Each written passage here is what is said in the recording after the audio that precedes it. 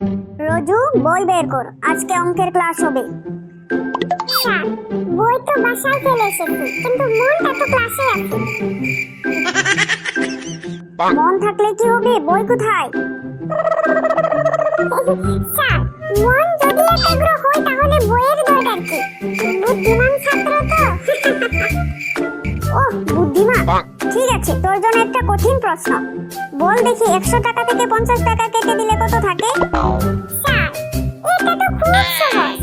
100 টাকা থেকে 50 টাকা কেটে দিলে দুইটা অর্ধেক টাকা থাকে।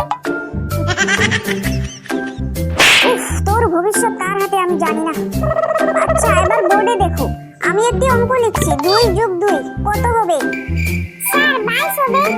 কি 22? বললাম তো যোগ করতে হবে, সংখ্যা জোড়া লাগাতে বলিনি। স্যার, আমি তো দৃষ্টিভঙ্গি বদলে চিন্তা করি, এটা আমার ক্রিয়েটিভিটি।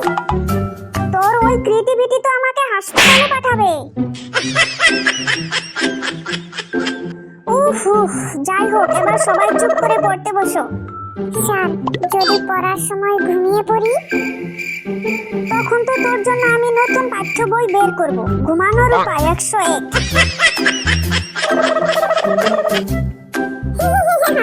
শ্বাসের বই রাত্রে পড়ে ঘুমিয়ে যাব।